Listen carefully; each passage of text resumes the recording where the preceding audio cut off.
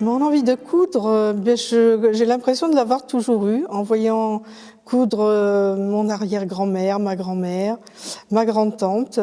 Et c'est cette grande-tante qui m'a montré comment tenir une aiguille. Et j'ai eu envie de faire des petits vêtements. Je n'avais pas de poupée à l'époque, mais j'avais envie de créer une poupée et de lui faire des vêtements. Et j'ai rassemblé le tout dans une boîte à chaussures que j'ai laissée derrière une porte en pensant la retrouver rapidement. J'étais partie, j'allais avoir 6 ans, je la retrouve 5 ans après. Et ça a été une émotion assez forte quand j'ai retrouvé cette boîte.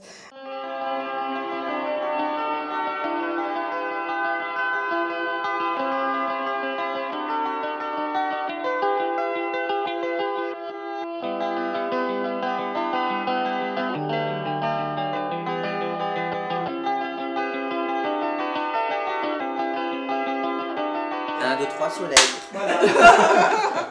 Contrairement à la plupart des personnes, je n'ai pas pris de cours de couture avec Norma. Hein, on était amis, on s'est connus par nos enfants, à l'école, et ça a tout de suite collé entre nous.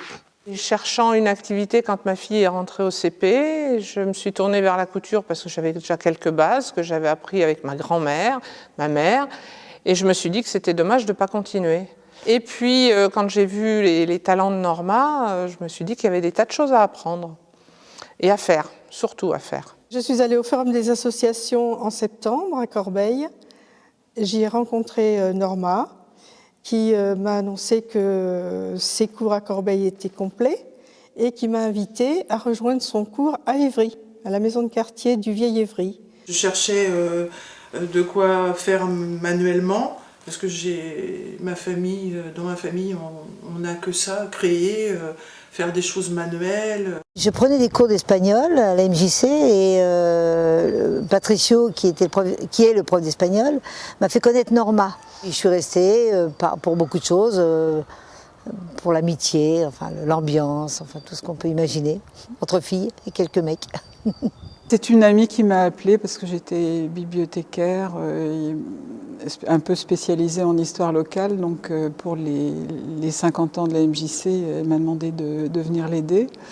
Et puis bon, j'ai fait connaissance avec plusieurs membres de la MJC, dont Norma et Michel qui étaient responsables des ateliers couture.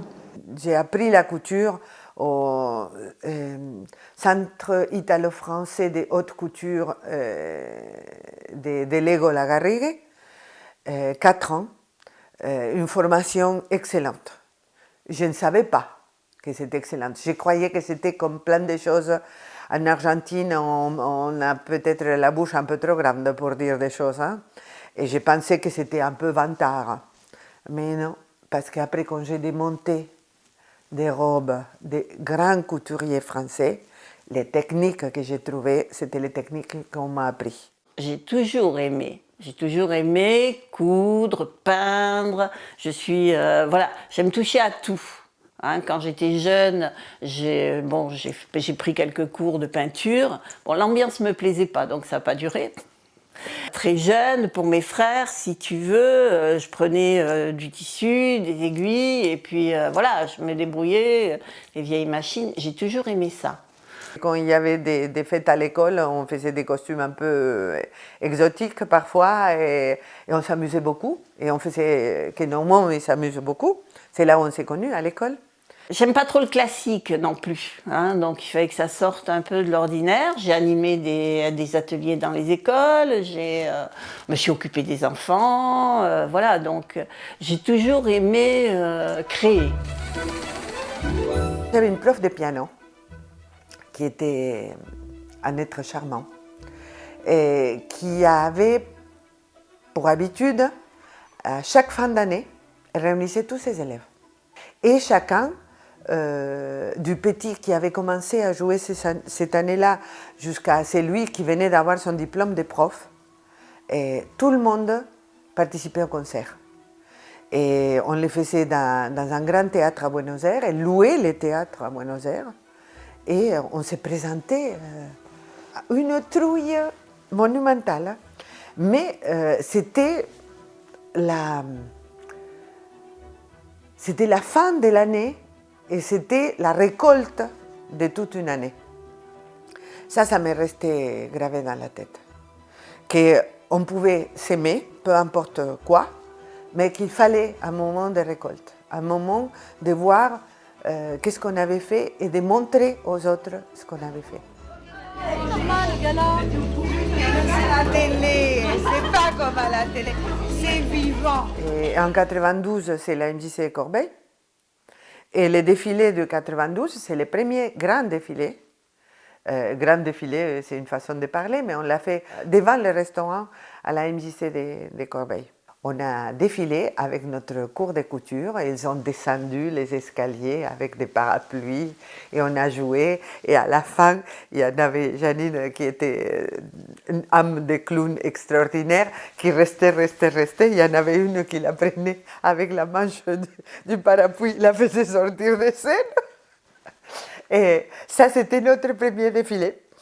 Et à l'année suivante, on a fait un défilé, mais on était beaucoup plus nombreuses. Et ça y est.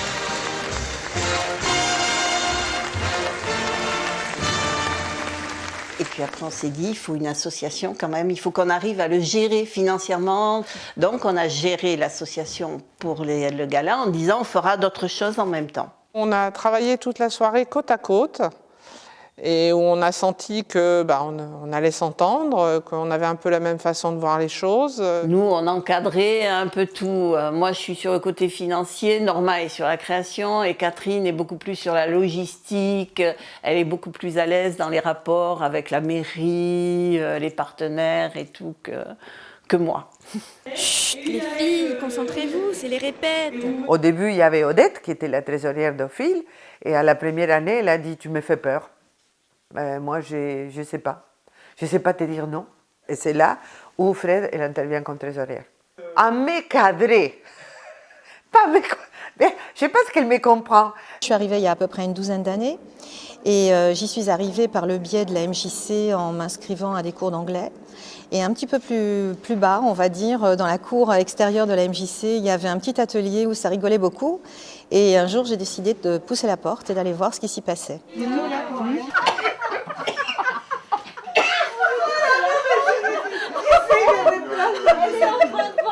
Je suis rentré dans cette salle qui était la salle de couture de la MJC, qui était pleine de petites mains, pleine de petites couturières. Et Norma m'a accueilli avec le sourire à l'Argentine et puis les bras ouverts. Et puis elle m'a dit, écoute, nous on défile samedi, donc si tu veux, tu viens et tu fais ton chapeau. Et en 3 jours, j'ai fait mon chapeau. J'ai découvert une prof de couture absolument sensationnelle qui sait, on va dire, nous tirer vers le haut par rapport à ce qu'on sait faire au départ, même si on ne sait pas faire grand-chose. Elle nous a amenés à faire des choses complètement, absolument magnifiques.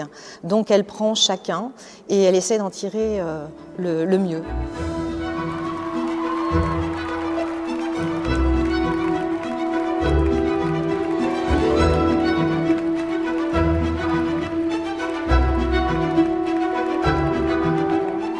Deux choses. Les contacts avec les gens, que pour moi c'est fondamental. Moi, tu m'isoles et je meurs. Et l'effet de pouvoir transformer la matière, transformer de quelque chose qui est complètement plate et lisse comme un bout de tissu, arriver à faire quelque chose qui a une forme et qui a une grâce. Tu nous mets dans un trou de souris, on bouge pas. Tu nous mets quelque part 3 tissus. Oui, on trouve toujours content. quelque chose à faire. Puis on dit, tu devrais rajouter ça. Puis tu crois que la couleur. Et puis, il y a les séances de monter sur la table pour faire le lait. Quand Norma a lancé une idée et nous disait, on va faire un gala au Palais des Sports, un défilé de Venise dans les rues, de carnaval vénitien dans les rues. On va faire sur 2 jours, on va faire venir des masques de toute la France. La première réaction, c'est non, on ne va pas y arriver.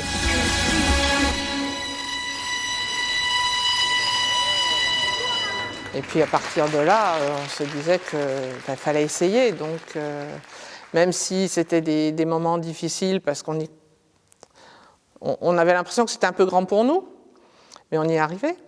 Je me rappelle toujours de 2 ou 3 choses que les filles elles disent. Fred et Catherine, et toutes les filles, quand je proposais quelque chose, en général, elles me regardaient de l'air, elle est folle. Elles les pensaient, parfois elles les disaient, non, elles ne les disaient pas, mais elles les pensaient très fort, je les lisais. Et quand j'ai dit qu'on allait faire les galas au Palais des Sports, je crois qu'ils ne sont pas tombés par terre de rire, mais bon. J'ai fait une démonstration de démocratie parce que c'était, on avait à choisir, soit demander le théâtre de Corbeil, soit demander le Palais des Sports. Et moi, j'étais pour le théâtre de Corbeil. On a voté, et pour majorité, pas écrasante, mais majorité, c'est le Palais des Sports qui a gagné. Et c'est comme ça qu'on a demandé le Palais des Sports. Ça veut dire que je viens d'un pays qui a une vie pas démocratique, mais moi, je me vante d'être le plus démocratique possible. Et avec une grande satisfaction, parce que c'est quand même satisfaisant de voir du public qui est content, qui en réclame, qui en redemande. Je voyais la couture se faire à la maison. Ma mère faisait partie de l'association Au fil des idées. Elle a fait partie des 5 marraines du carnaval de Corbeil. Elle a été suffisamment folle, comme dit Norma, pour me suivre parmi les autres. Elle lançait des idées en l'air et les 5 rattrapaient tout le temps. Il fallait partager et il arrivait parfois aussi que la maison se transforme en atelier clandestin, comme pour les manches des gilets de la Batucade où il y avait 14 volants.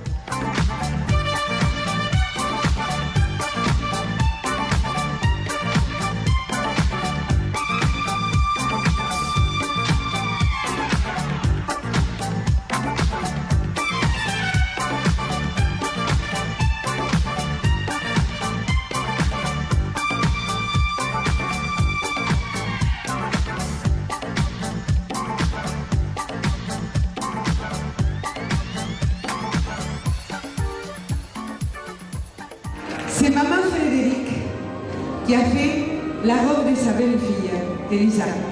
La robe, les manteaux, les chapeaux, les bustiers. C'est aussi rester fidèle à certaines méthodes de travail et puis de fabrication. Un costume du Moyen-Âge, un costume, on doit respecter certaines règles dans le costume. Et le chapeau aussi, bien entendu. Travailler avec les points bouclettes, travailler tout le travail des tailleurs à l'ancienne, avec les points de glaçage, avec les cols posés à la main, avec tous les détails, des détails minimes, même la façon de faire les ourlets, la façon de travailler les doublures, c'est différent. C'est pas du prêt-à-porter, c'est autre chose. Norma a fait un stage au Greta de chapeau. Elle a trouvé ça sensationnel. Je crois que c'est là qu'elle a fait la connaissance de Karine. Et on a décidé de faire des stages de chapeau.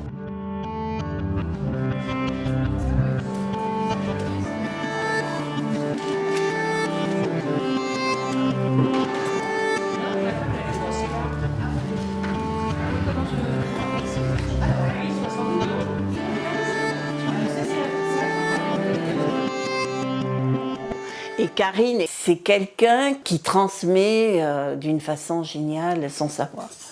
Si tu veux, elle est ouverte à tout. Et ses stages de chapeau sont... On part dans un autre monde aussi.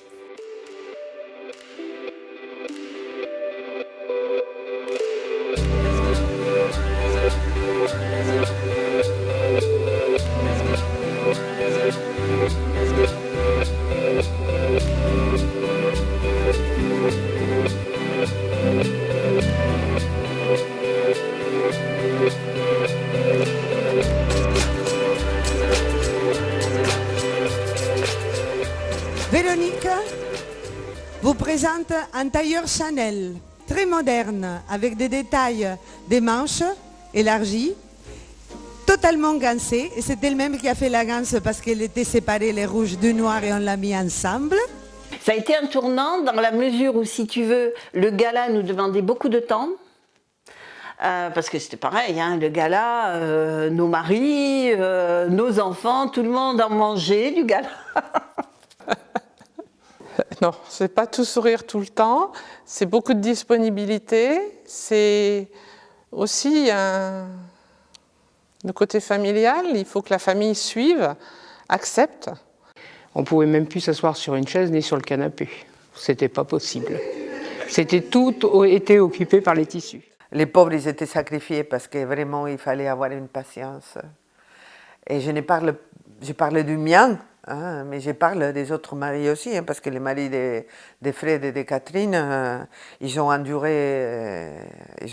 Hein. Et après, ils se mettaient à travailler avec nous, ils nous aidaient à monter, à démonter, à faire plein de choses. Et on les embarquait. On les embarquait avec nous. C'était comme une vague, hein, tu vois. Nous, on était des vagues et on emportait tout ce qui était autour de nous. Et puis, il y a eu l'histoire de Venise, enfin, l'aventure de Venise. J'avais toujours eu envie d'apprendre à réaliser un vêtement sur mesure. J'ai collectionné des poupées et j'ai sorti une poupée de maquis et maquise que j'avais dans la collection et j'ai dit à Norma, est-ce que je peux faire quelque chose comme ça? Je crois que Norma avait plus confiance en moi que moi parce que c'était sans savoir coudre à l'époque ou très peu, c'était une expérience.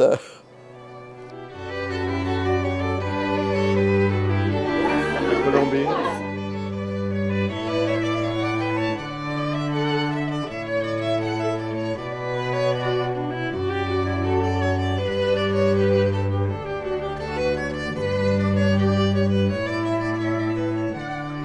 On met l'esprit des groupes en avant. Le voyage a été le point de départ de vraiment Venise, parce qu'il y a eu l'idée de Venise et Norma en a parlé à ses élèves, enfin et aux personnes de l'association, mais les personnes de l'association étaient ses élèves et on ne pensait pas que ça démarrerait autant, que ça prendrait, si tu veux, et qu'il y aurait autant de monde qui suivrait. Elle avait quand même une centaine d'élèves à ce moment-là, donc ça faisait, même si tout le monde ne venait pas, ça faisait du monde. Tout le monde ne venait pas tout le temps. Hein, chacun avait d'autres occupations, et donc, mais il y avait toujours, il y a rapidement, disons, un noyau qui s'est formé autour de Norma, et il y avait toujours du monde. Pour beaucoup, c'est pas à la portée de tout le monde, alors qu'en fait, on a amené cette magie dans les rues de la ville, à la portée de tous.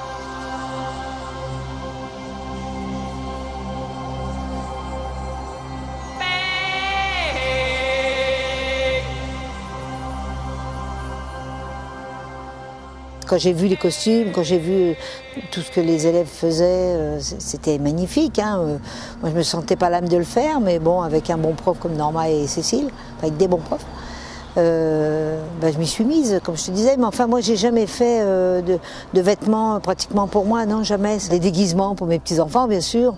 Voilà, des choses comme ça, mais bon, j'aime créer, donc après, je trouvais des idées. On a un réseau d'amitié, c'est pas juste prendre des cours, c'est aussi, on s'est découvert à Venise, dans certaines galères, on s'est retrouvés sous la pluie, enchambrés de 14 lits, voilà, sans chauffage, sans chauffage, sans salle de bain. Ton masque... que j'ai là-dessus. Je me suis assise sur le masque effectivement à Venise premier jour, donc j'ai dû me débrouiller. Non, mais attends, regarde, je lui ai fait un joli petit lifting, ça se voit presque pas. Je lui ai mis du Botox. On avait dit on fera Venise une année, le gala une autre, mais honnêtement ça faisait trop quoi, on ne pouvait pas. Tout dépendait du sujet de l'année, tous les ans il y avait un sujet différent, comme là vous avez les costumes, c'était l'année de la Chine, donc vous avez les costumes chinois.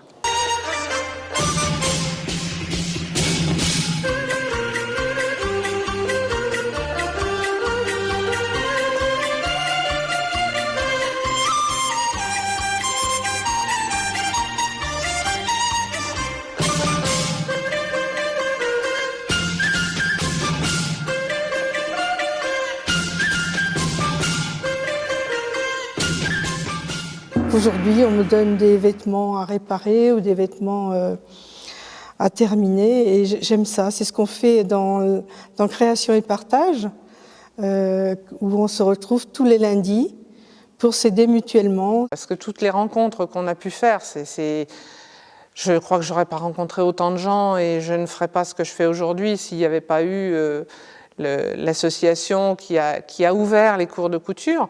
Notre vie associative, c'était de la vie, et dans laquelle, c'est pourquoi on a fonctionné, parce qu'on est très différents. Comme on est très différentes, chacune apporte des choses différentes. Ce qui fait me retrouver dans l'association, c'est la convivialité, c'est le partage. La plus grande surprise que j'ai eue, c'est pour mes 50 ans, où on devait avoir, je pense, une réunion, donc je ne sais plus pourquoi, une réunion.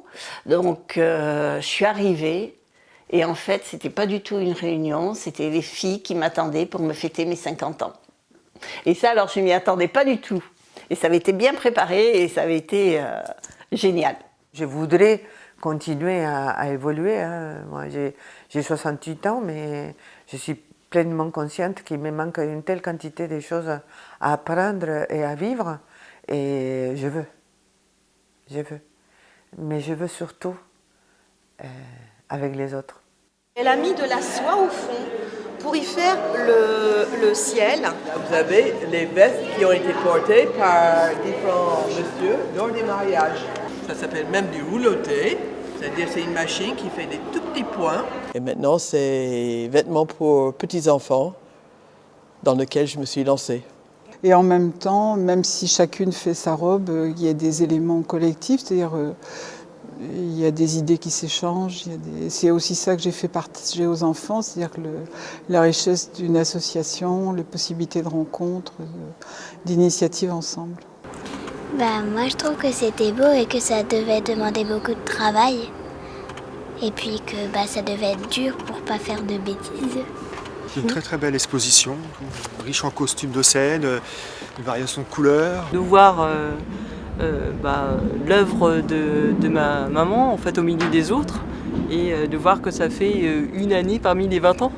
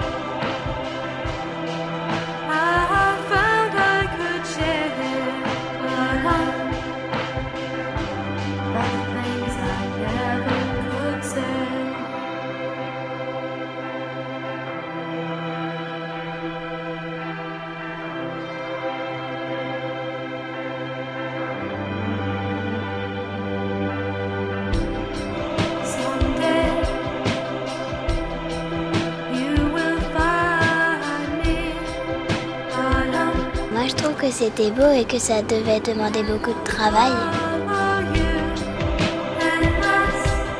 C'était raffiné, il y avait des trucs super précis. Christian Lacroix, il n'aurait pas honte de nous, j'espère.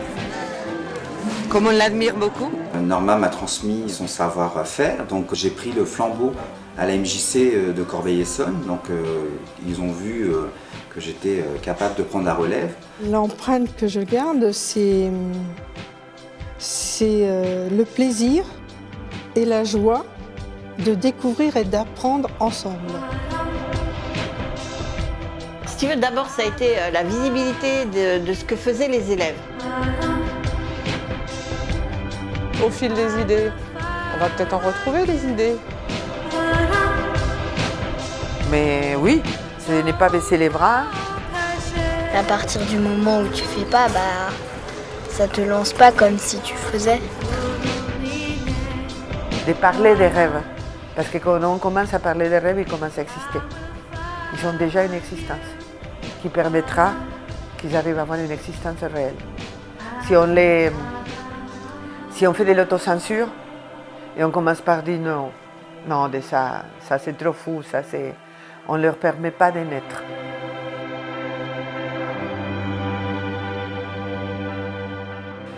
Partager, aimer, rêver.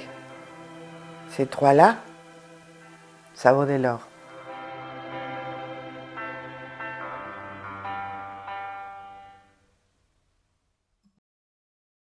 Au fil des idées.